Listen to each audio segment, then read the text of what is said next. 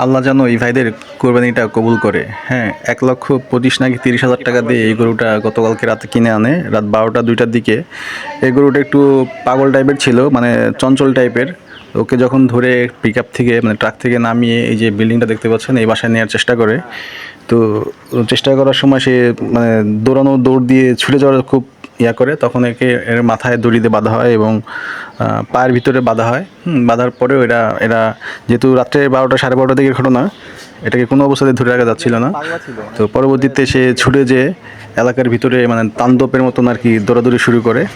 এবং এখানকার security guard টার্ড ছিল এবং যারা এই গরুটা এনেছে তারাও একে ধরার জন্য অনেক চেষ্টা করে, একবার ধরছেও। সেকেন্ড টাইম আবার সে ছুটে যায়, কোনো অবস্থাতেই তাকে আসলে বাসার ভিতরে বা যেখানে গরু রাখে, হ্যাঁ, ওইখানে নেওয়ার চেষ্টা করতেছিল।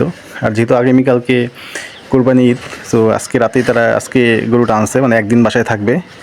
তো এটা কোনো অবস্থাকে ধরে রাখতে পারে না। শেষমেশ যে পুকুরটা দেখতে পাচ্ছেন, এই পুকুরের মধ্যে গরুটা দৌড়ে এসে লাফ দেয়। তো আমরা জানি যে গরু কিন্তু নদীও সাঁতরায় পার হয়ে যেতে পারে।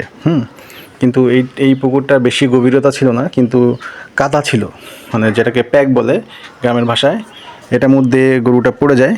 পড়ে যাওয়ার পরে একটা গরুর তো আসলে অনেক ওজন থাকে, আর যেহেতু মধ্যরাত ছিল, রাত 12টা 1টা দিকের ঘটনা, মানুষজন এরকম ছিল না। তো এই গরুটাতে উঠাইতে, এই কাদা পানি থেকে উঠাইতে তাও প্রায় 5-7 মিনিটের বেশি সময় নষ্ট হয়ে যায়। তো উঠানোর পরেই নাকি সে আর বেশি সময় নেয় নাই, সে শুয়ে পড়ে আর কি। তো একটা পর্যায়ে দেখলাম যে আসলে গরুটা শেষ। তো দেখেন মানে কেমন নিয়তি, যে আগামীকালকে কোরবানি ঈদ, আজকে গরুটা মারা গেল। তো যেহেতু তাদের নিয়ত ঠিক ছিল, আল্লাহ তাআলা অবশ্যই এই কোরবানির সওয়াব তারা পাবে। কিন্তু ধরেন এই গরুর গোস্তটা তো প্রতিবেশীদের হক ছিল, পাশাপাশি গরিব মিসকিন তাদেরও হক ছিল। হয়তো আল্লাহ তাআলা এটাই ভালো মনে করছেন, তাই এটা করছে।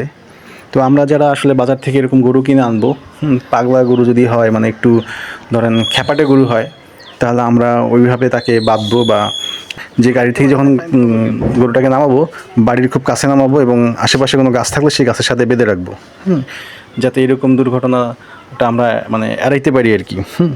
দেখেন আসলে গরুটা মারা গেছে, 1,30,000 টাকা নষ্ট হয়েছে, এই টাকাটা কোনো না, কিন্তু এই পরিবারে অনেক ছোট ছোট পোলাপাইন ছিল আর অনেকেই ছিল। কোরবানিটা কিন্তু ত্যাগ, মানে একটা আনন্দের বিষয়। সেই আনন্দটা আর কি মাটি হয়ে গেল, এবং পশুটার জন্য অনেক খারাপ লাগছে সবার।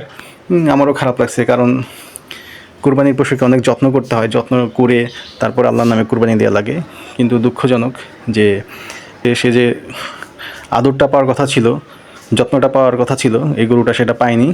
তার চঞ্চলতার কারণে সে দৌড়াদৌড়ি, এবং এই চঞ্চলতার কারণেই মূলত হচ্ছে সে দৌড়াদৌড়ি করে এই পুকুরের মধ্যে পড়ে যায়।